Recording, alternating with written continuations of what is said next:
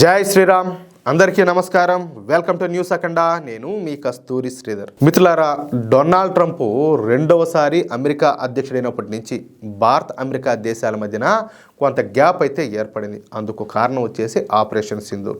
ఈ ఆపరేషన్ సింధూర్ను నిలిపేసేటువంటి క్రెడిట్ను తనకు ఇవ్వలేదన్న కోపంతో డొనాల్డ్ ట్రంప్ మన దేశం మీద 50% వరకు పన్నులు విధించాడు. అది కూడా మన భారతదేశం రష్యా నుంచి ముడి చమురు కొనుగోలు చేస్తుందన్న సాకును పెట్టి, అంటే అదొక బూచిగా చూపించి ఈ డొనాల్డ్ ట్రంప్ మన దేశం మీద ఈ పన్నులన్నీ కూడా వేశాడు. అంతేకాకుండా మన దేశాన్ని ఒక మునిగిపోయేటటువంటి నావతో పోలుస్తా భారతదేశాన్ని డెడ్ ఎకానమీ అంట శాపనార్థాలు పెట్టాడు. ఎందుకంటే కడుపు మంట అలాంటిదన్నమాట. దీనికి తోడు భారతదేశానికి అమెరికాకు మధ్యన ఈ జరుగుతున్నటువంటి వాణిజ్య చర్చలను అర్ధాంతరంగా నిలిపేశాడు. దీనికి చాలా కారణాలు ఉన్నాయి. దీంతో పాకిస్తాన్తో పాటుగా బంగ్లాదేశ్లో ఉన్నటువంటి జిహాదీ ముండా కొడుకులంతా కూడా పండగ చేసుకున్నారు. వాళ్ళతో పాటు మన దేశంలో ఉన్నటువంటి సూడో సెక్యులర్ పార్టీలు, కమ్యూనిస్టు పార్టీలు, కుల కుటుంబ పార్టీలు సంబరాలు చేసుకున్నాయి. ఎందుకంటే అమెరికా భారతదేశానికి దూరం అయిపోయినట్టేనని, ఇకపైన అమెరికా భారత్కు శత్రుదేశంగా మిగిలిపోతుందని, అంతేకాకుండా అమెరికా విధించినటువంటి 50% పన్నుల మూలంగా భారతదేశ ఎగుమతులు నిలిచిపోతాయని, ఫలితంగా ఏంటంటే భారతదేశంలో పెద్ద ఎత్తున ఈ ప్రజలు ఉద్యోగాలు కోల్పోయి రోడ్డు మీద పడిపోతారు.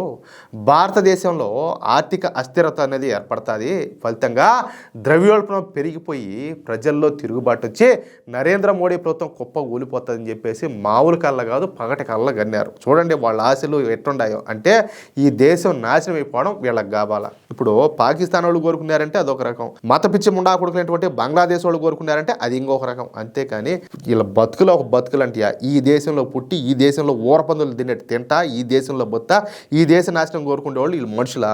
ఇట్లా మనం ఎంతమందిని చూడాలా? ఎందుకు మీకు తెలియదే ఉండదు. కానీ నరేంద్ర మోడీ గారు మాత్రం సైలెంట్గా ఆయన చేయాల్సింది చేస్తా ముందుకు పోయినాడు.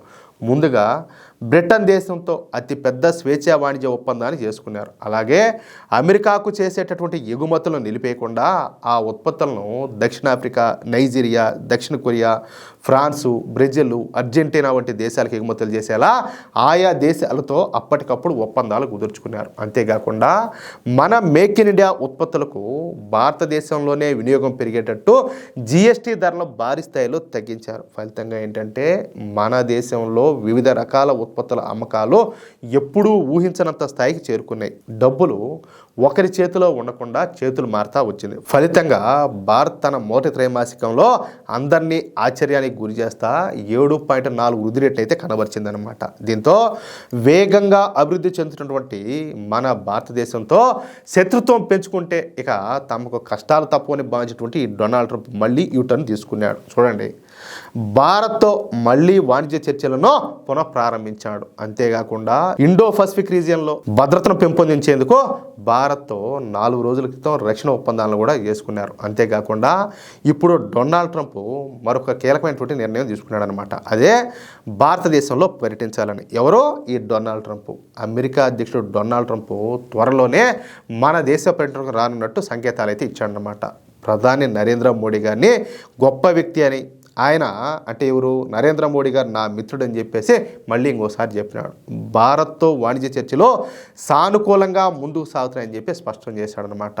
ఇకపోతే బరువు తగ్గించేటటువంటి మందుల ధరలను తగ్గించేందుకు ఫార్మా కంపెనీలతో ఒక కొత్త ఒప్పందం గురించి వైట్ హౌస్లో విలేకరులకు వివరిస్తున్నటువంటి సమయంలో ట్రంప్ ఈ వ్యాఖ్యలన్నీ కూడా చేశాడనమాట. ప్రధాని మోడీతో ఈ వాణిజ్య చర్చలు చాలా బాగా జరుగుతున్నాయని కూడా తెలిపినాడు. ట్రంప్ ఈ ప్రకటన చేయడానికి కొద్ది రోజుల ముందే వైట్ హౌస్ కూడా భారత్ అమెరికా సంబంధాలపైన స్పందించింది. ట్రంప్కు ప్రధాని మోడీ గారిపైన ఎంతో గౌరవం ఉండదని, వాళ్ళిద్దరూ కూడా తరచుగా మాట్లాడుకుంటారని వైట్ హౌస్ ప్రెస్ సెక్రటరీ అయినటువంటి కరోలిన్ లెవిట్ మంగళవారం తెలియజేసిందనమాట. వాణిజ్య చర్చల గురించి మాట్లాడుతూ ట్రంప్ బృందం భారత అధికారులతో తీవ్రమైనటువంటి చర్చలు జరుపుతుందని ఆమె వెల్లడించింది.